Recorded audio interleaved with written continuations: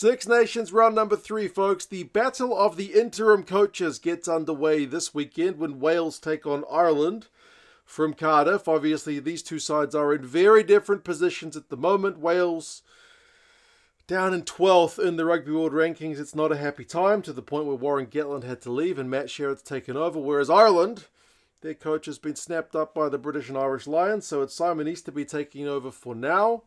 And they are tracking pretty well, 2 from 2 results thus far, and playing some very good rugby. Both sides have made a number of changes, and Ireland are big-time favourites. We'll go through the squads, some of the recent history, the predictions, and you guys can let us know your thoughts on how you reckon this weekend's match is going to go. First impression of Matt Sherratt's selection in charge of Wales is some of the stuff seems pretty sensible.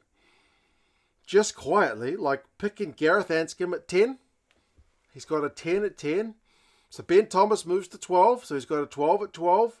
And then Max Llewellyn, who's been on fire in the Premiership, comes in at 13. So immediately, that seems like a pretty sensible bunch of changes. And also, 2 of Wales's best players in recent times have been Jack Morgan and Tommy Reffell. And these guys play in the same position as open side flanker, but they're both versatile enough to fill in other positions on the back row. He's decided to play them both. So Jack Morgan's at 6 and Tommy Reffell's at 7. So immediately I feel already more comfortable in this Welsh squad than we've seen in the first couple of weeks. So that's at least something. Now, I'm not saying these guys are going to go and get a win, but just initially, I think first impressions are good. Nicky Smith, Elliot D and WillGriff John. That's an all-new front row from the team that played in Italy. I think it's WillGriff John's first game of this Six Nations campaign, and D and Smith get promoted from the bench. So it means the 2 Thomoses, Henry and Gareth, drop to the bench alongside Evan Lloyd. So it's more or less rotation rather than kind of wholesale changes there. Will Rowlands continues on in the second row, and he's alongside Dafydd Jenkins. And then Taulupe Faletau is the other guy I mentioned. Jack Morgan and Tommy Reffell already, so Taulupe Faletau is the other guy in the back row. So the forwards look all right. I wish them well, because they're going to be up against a pretty bloody good Irish side, but first impressions, as I mentioned, slightly comforting. Thomas Williams and Gareth Anscombe. That's a 19 combo, which has got a bit of experience together, which is one thing Matt Sherratt kind of talked about. He wanted to pick guys, I guess, who are familiar to himself, that he's coached before, and also have got a bit of kind of cohesion with each other, because that's the number one word he highlighted with this Irish squad is cohesion, and it's something we've talked a long time about in the past, in terms of like every time we've looked at the depth chart videos about the rotation between the squads. Ireland is very much a cohesion team. So yeah, Matt Sherratt is trying to go with a little bit of cohesion in his own rather than kind of experimenting. He said Wales against Ireland is not the time to be experimenting.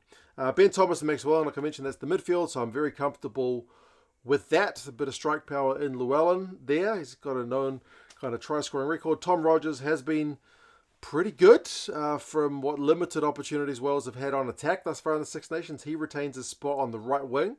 Be nice to see him chase a few high balls. And then Blair Murray at fullback continues on. There's no Liam Williams. He's still injured, so he's also looked pretty sharp from the back in terms of actually getting some attacking penetration. And then Ellis is going to get his debut from the left wing. So big congratulations to him.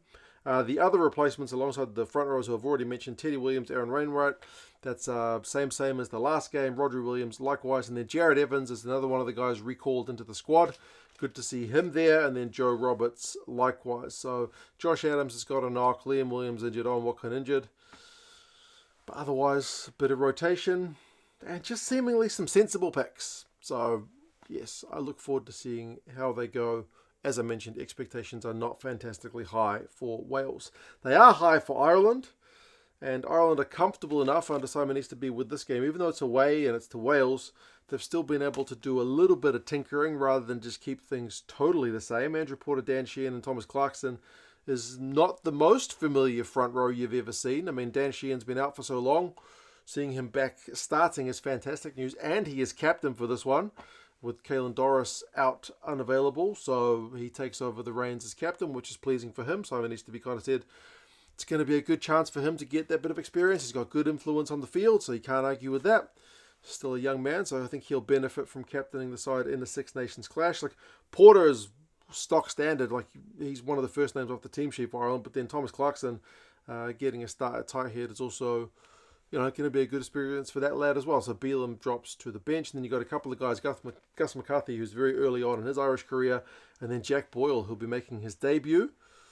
There's, as I said, just a little bit of less familiarity than the kind of recent times with, Irish selections, but it's good. I mean, good to see Sheehan back fit, and good to see a debut for Boyle, good to see more game time for McCarthy, and so on. Second row of McCarthy, that's Joe McCarthy, and then Tyke Byrne is new with McCarthy back from injury, so pleasing to see him back. His return sees James Ryan drops to the bench, so McCarthy, that's Joe, will be looking to bring some physicality for sure. And then the back row is the same, barring the Doris omission with his injury. So Peter Amani, Josh Van der Fleer, and then Jack Conan. Jack Conan seems to have recaptured some strike power in recent times as well. Like, he was phenomenal to the point where he was the starting guy for the British and Irish Lions not that long ago.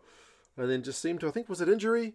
Seemed to just lack a little bit of that punch, but he seems to have regained a bit of that now. So be interesting to see how he goes with a start for a change, because he's in recent times been largely kept on the bench by Doris at number 8. Gibson-Park and Prendergast continues on at 9-10, so no temptation from the coach to change things up there.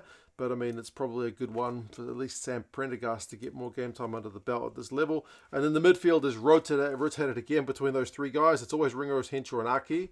This time it's Aki on the bench, so Henshaw at 12, Ringrose at 13. Mack Hansen's also back on the right wing, so it's unfortunate for Kelvin Nash, but Mack Hansen probably needs a bit of game time. James Lowe continues on, and then Jamie Osborne's going to get a crack at 15. Hugo Keenan, not injured, but just a little bit of experience building for the Irish with this game. The other guys on the bench, Cian Prendergast comes in for a game as replacement Lucy. Conor Murray's still there, Jack Crowley's still there, and as I mentioned, Aki as well. Stats-wise, Wales. Well, they've conceded a bunch of points across the first two games, obviously more in the first, where they got pretty well hammered by the French, but it's a different way they conceded. They got a lot of tries put on them by the French, whereas it was penalties that was the killer against the Italians, and the penalty count has been way too high for Wales. And it's not just one area. The scrum has conceded penalties. They've conceded penalties in the loose.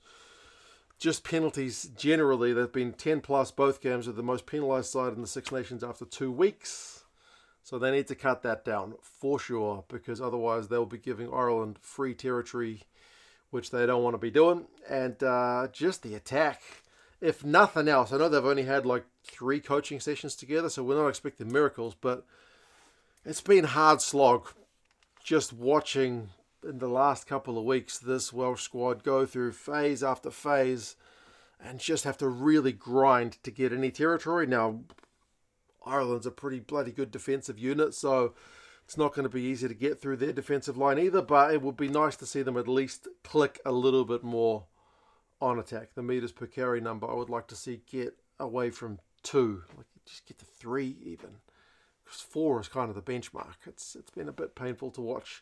Ireland, though, I mean, interestingly, against Scotland, because we've always talked about Ireland being a possession-based team, they had less possession against the Scots, which is usually when we've seen Ireland struggle, when teams have managed to strangle them from the ball, but it didn't seem to matter against Ireland, which is concerning for the rest of us, but encouraging for Ireland. So despite the fact they had less ball, they got their tackle game going, they got their turnovers going, and then they still managed to get more clean breaks than the Scots did. So they did the kind of more with less thing that we've seen other teams do in the past. But we saw Ireland do it for a change in this game, so very pleasing for them.